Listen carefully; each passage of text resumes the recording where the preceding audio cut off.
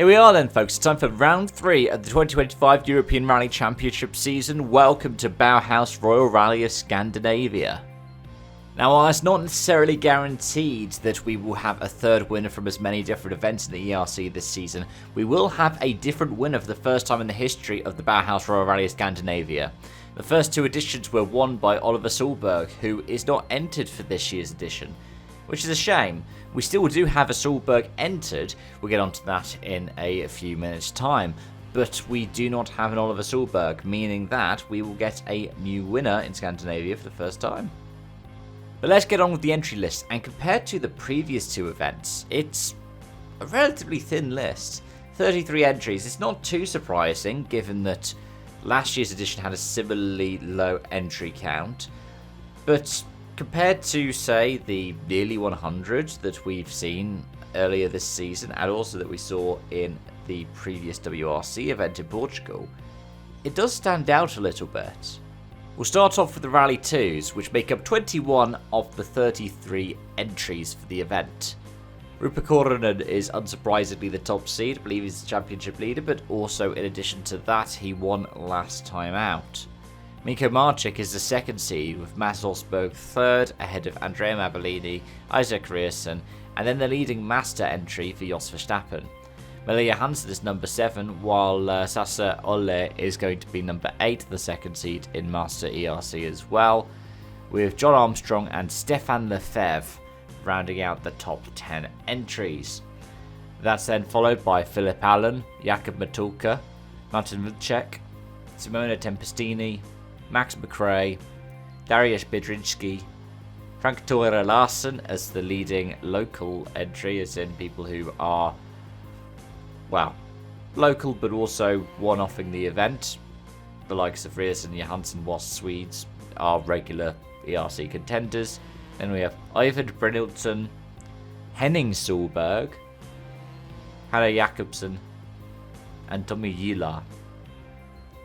The last 2 entered in R5 spec machinery, namely a Fiesta and a Fabia, respectively. We also have 9 ERC3 or Rally 3 entries, one of them not entered for the championship, but the rest of them are. The Fiesta Rally 3 trophy does not run at this event, but we still have, I believe, 5 Fiestas and 4 Clios. Igor Vidwak opens up the entry for this, followed by Tristan Charpentier, whilst Hubert Kowalczyk is going to be the leading Clio. We then have Fiestas for Adrian Rzeźnik and Timoteus Abradowski, followed by a Clio for Błażej Gazda, a Fiesta for Martin Ravanchak, and then Clios for Ville Vatanen, and then the non-championship entry, Mika Karppinen. We also have 3 Rally 4s that rounds out the entry list. Victor Hansen is the only one entered for ERC4 points honours in this event, but we also have 2 relatively local entries. As I said with the Rally 2s, Hansen is the Swede out of this cohort, but he's not the person doing the one-off entry here. The 2 that are entered one-off are Herman Lee Nielsen and Maria Solberg Hansen. In terms of the stages, we have a total of 17 stages.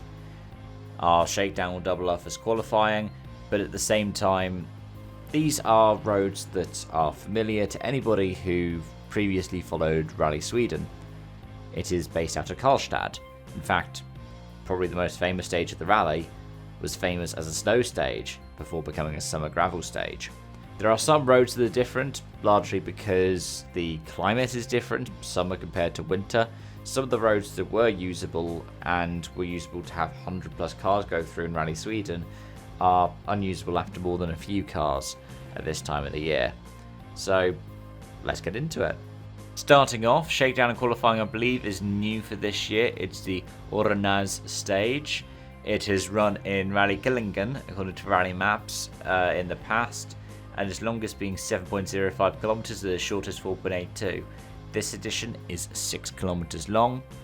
And then we have stage 1, the Bratebalken stage, 3.12 kilometers. It is new for this season. It's on the outskirts of Karlstad, and well, it looks like it's going to have some very spectator-friendly areas, especially towards the end of the stage. Think the Omnior Sprint stage that we see in the WRC, but on gravel. The way that the Friday and Saturday will run is going to be that you will have 2 different loops of 4 stages, where each stage runs, and you go to the second one, go back to the first one, go back to the second one, then you have the Parc Fermé, and then repeat for the afternoon. Stage 2 and Stage 4 is the Grunland test. Now, that has run in the ERC before. It ran in last year's Stage 2 and Stage 6. But there is a difference, which is that about 7 kilometers into the stage, where last year they went straight on before turning right, instead you turn left for the final couple of kilometers of the test. After that, you have Varmskog, 14.46 kilometers. It has not been featured in previous editions of Rally Scandinavia.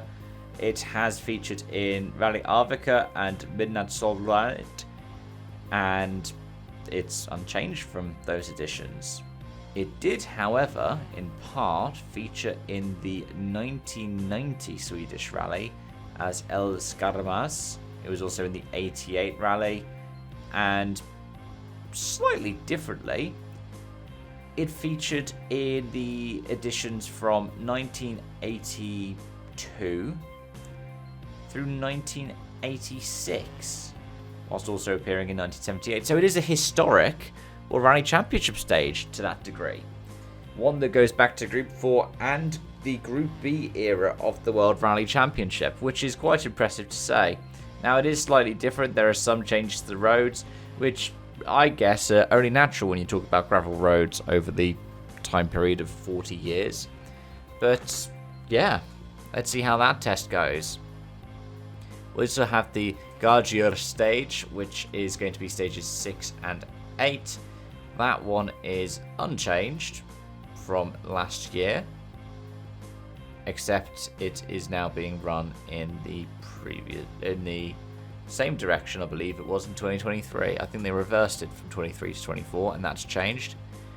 But stages 7 and 9 of the event are probably the most iconic for Royal Rally of Scandinavia. The stage is known as Collins. It is unchanged for the 2023 edition. 2024 they shortened it a little bit, but it is perhaps best known for being known as the Vargasen test. It is the second half of that stage that you can drive in EA Sports WRC or otherwise in Dirt Rally 2.0. In fact, the version that we run in the ERC is similar to what was the 2021 plan for the Royal Rally of Scandinavia. Sorry, Rally Sweden even. Saturday's loops open up with Angebackstorp in the morning. The 11.3 kilometer test is coming in at 3.5 kilometers shorter than it did last year, whilst the Purerud test at 6.92 kilometers is shorter than the first test of the loop. It is all new for this year, running along the S730 main road, and it ends next to a lake as well. So you got some very nice images for that one. Then in the afternoon, you start off with stages 14 and 16 of the Royal Forest. It's previously been known as Lungsund and served as stages 11 and 15 last year, as well as stages 2 and 6 in 2023. So in terms of changes for that one, that means that you end up seeing what was run as the third stage of the loop last year being run as technically the third stage again this year, just in a slightly different order. Whilst the Ulma stage, the power stage this year, did also feature on the final leg in 2024. It wasn't the power stage, but it was also shorter. It was 5.83 kilometers last year. This year's edition reverses it and adds on about 2 kilometers at the start of the stage, running along the S768 road. Looking back to 2024, and Oliver Solberg picked up the win with Mika Häkkilä in second place and Hayden Paddon in third position. Now, Paddon was competing for, well, he was pretty comfortably in second place even, but got a puncture on the power stage where Maciej Franceschi also crashed out. Fourth place last year was Frank Larsen, and fifth place, it just happened to be Mads Ostberg. Both of whom are here this year.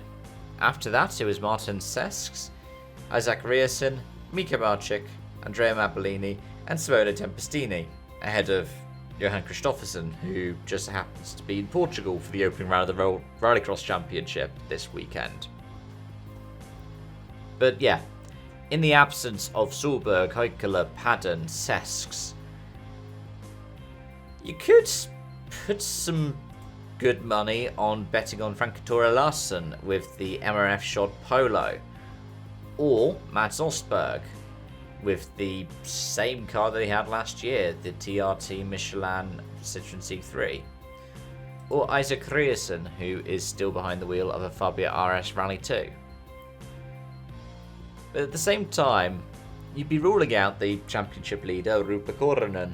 The MRF disadvantage that you could argue, because it struggled last year to a degree, was mitigated by the fact that Frank Larsen was very competitive last year, and that was behind the wheel of an old Polo R5 car. Put Korhonen on what are arguably some very strong MRF tyres, and in the Rally 2 car to beat right now, the Toyota GR Yaris, I would be surprised if he didn't win as well. But that said, Larsen, Ostberg, Riasen were all competitive last year to varying degrees. So it's hard to make an out-and-out bet. Elsewhere, I mentioned Franceschi having issues last year. John Armstrong had some good pace, but ended up having to retire from an overheated engine. So it's tricky to make a proper prediction as to who is one to watch here. Anyways, as always, let me know your thoughts in the comment section down below. Thank you so much for watching and joining, folks. Till next time, it's bye-bye for now.